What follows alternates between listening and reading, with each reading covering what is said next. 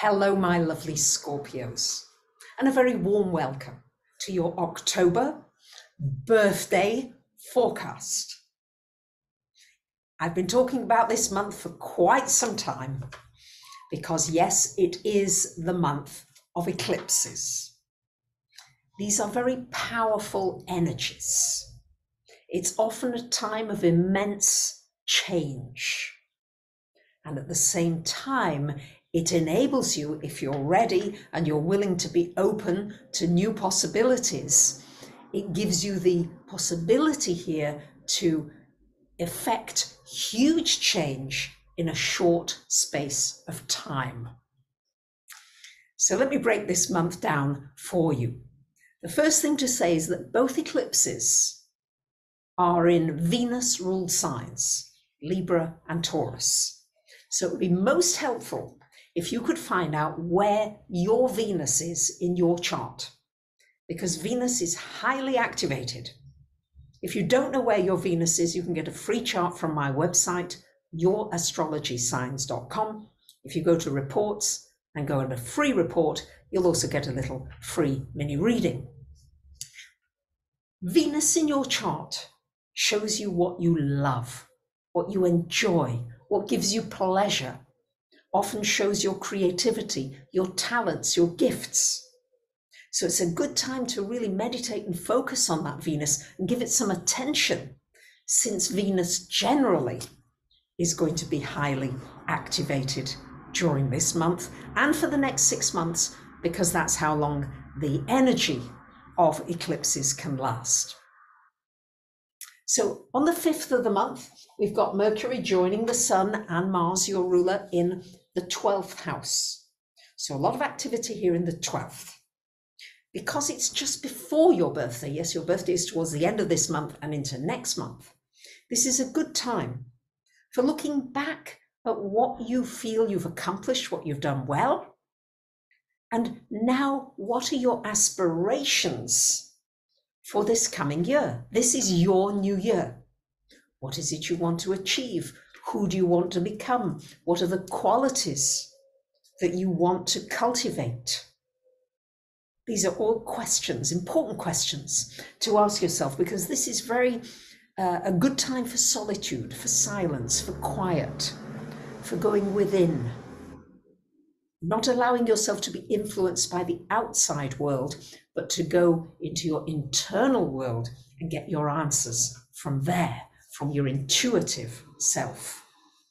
You may call upon your guides, channeling, all those kinds of things. The esoteric world is going to be very important and potentially very valuable to you for the answers that you're seeking at this time. Now, on the 9th of the month, Venus will come into your 11th house, and Venus is all about harmonious relationships, and especially to do with friendships, communities, online, offline, groups. It's a great time for sharing your gifts and your skills with other people to a wider audience, maybe teaching, maybe demonstrating, maybe sharing in one way or another. But this bodes well for harmonious interchanges in all your relationships.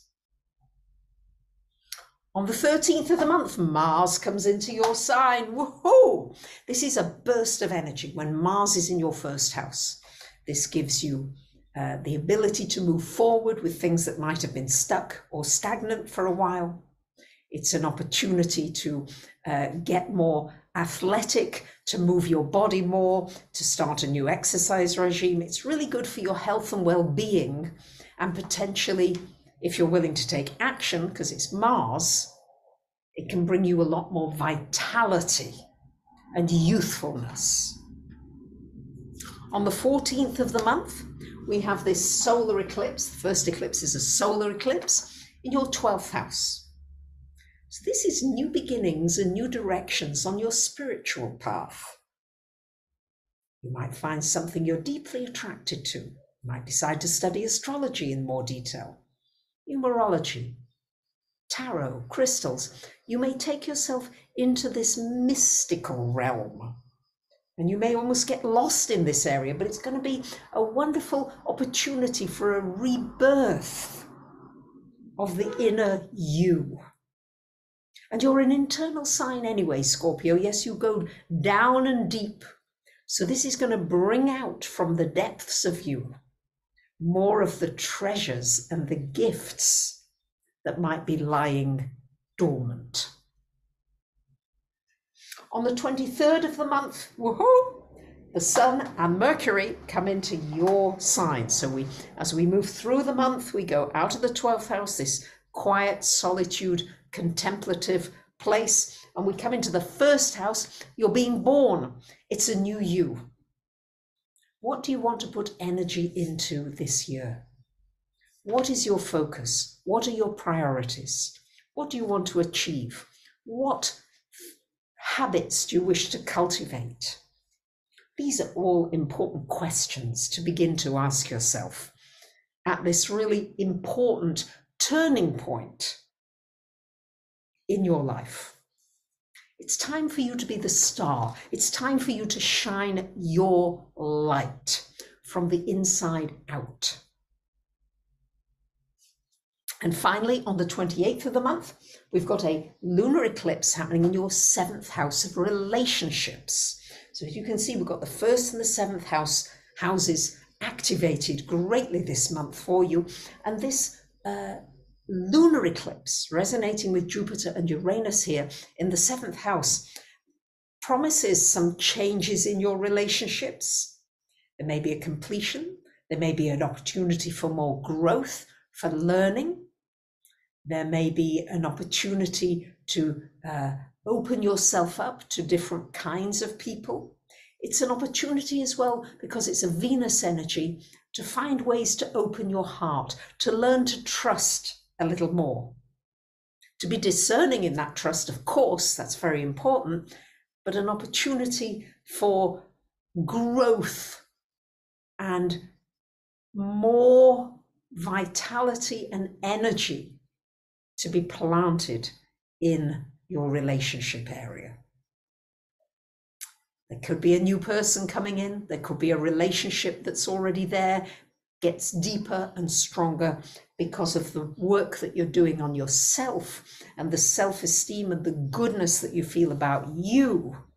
You shine that into your relationships and thereby transform them. You are the sign of transformation. So I wish you a wonderful month. Happy birthday. And thank you for subbing, liking, sharing, and commenting. Bye for now.